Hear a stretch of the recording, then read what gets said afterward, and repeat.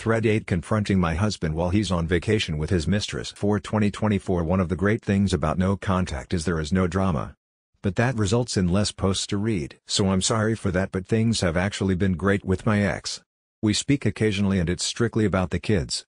He has even given me a date for their trip out to visit them. Only 2 months and they will be gone for 6 weeks.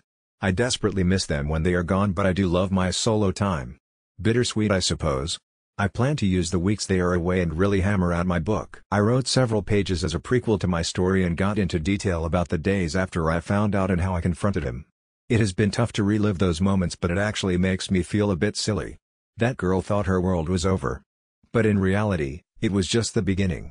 I never thought I'd be this happy, and happiness wasn't even a thought during the early days. It was all about survival. I'm slowly expanding on my post for the books and it makes me so happy to read the progress in every post.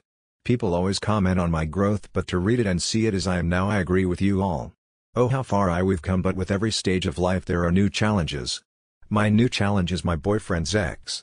When my boyfriend and I met, I was officially divorced and he was separated. Their divorce papers were at the court, but they had been separated for some time. I made sure I was not the other woman and even met her. No, it wasn't like a scheduled meeting, but they lived in the same apartment complex and we were kinda neighbors.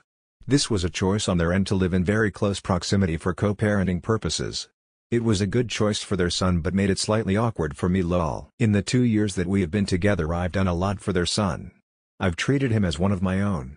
We've gone on vacations together, birthday parties, gifts on every holiday, hosted him at my home and taken him to my family's beach house.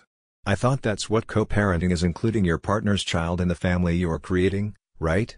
While I'm not my ex's fiance's biggest fan, she does take care of the boys when they visit. She makes it a bit easier for me as we never interact due to distance.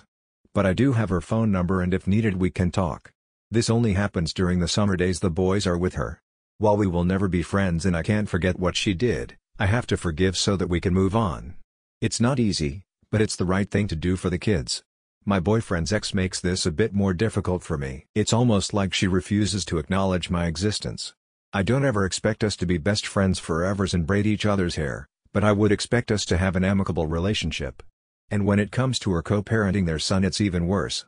In the past 2 years I've noticed behaviors that should be addressed by a neurologist and a behavioral therapist. I stayed quiet for quite some time thinking it wasn't my place, but I broke my silence when we moved in together. His ex wasn't convinced he needed assistance when she won't talk to me and asks not to be on speaker around me brought it up to her. She just excused it away saying that's just the way he is. But it's not, that's how you allow him to be. After he came to stay with us for 3 weeks it was evident that there were issues. We don't get long periods of time with him often to see the extent of his issues, but this last visit made it very apparent to my boyfriend. How could she be with her son every day and not see any of this? My boyfriend said they talked about his issues behavior when he was younger but no actions were taken. Thinking he may grow out of it. Apparently after she moved away everything became much worse and still nothing was done. The child finally saw a doctor and I was correct. The doctor said within 5 minutes of the appointment she was confident he was in need of medication and therapy. 5 minutes. He's not my biological child, I know that, but when was she going to do something about her son if we did not intervene? I know I would have acknowledged the red flags and gotten him help as soon as possible. I know that because I did it for my son at the age of 4. Her son is 9. Now, I know what you're thinking. They live states away, don't stress yourself out about it. But, I have to stress. After moving twice and her son attending 3 schools in 2 years, she is moving to my state to be closer to my boyfriend. I will have to interact and co-parent more frequently very soon. I hope this move brings about the stability and structure this young boy needs. Honestly, it almost seems to me that she never expected my boyfriend to move on. That he was just going to stay a bachelor and dedicate himself to her needs but disguised as their son's. For example, she would call him to carry groceries into her apartment. Like, what? She needed help with a remote for their son and she called him over. Am I too stubborn and independent, or is that what exes actually do? It was like getting a husband on call, yet she filed for the divorce. When talking to my friends about this, they think she still loves my boyfriend and she might, but she is remarried.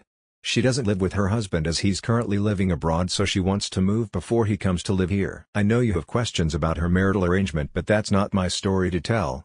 But it's a good one. I've made so much progress with my ex and resolving our issues, and now that I'm in a good place it feels as if there are a whole new set of problems. When does it end? Cheating, separation, divorce, co-parenting, rebuilding yourself, Finding love, blending families, dealing with the ex. What level am I on in this game? When do I fight the big boss and end this? Who's got a cheat code for me? But more importantly, how do I find a happy medium between us all? For co-parenting to work, all parties must give it their all. I plan to give it my all, but I'm uncertain if she will play her part.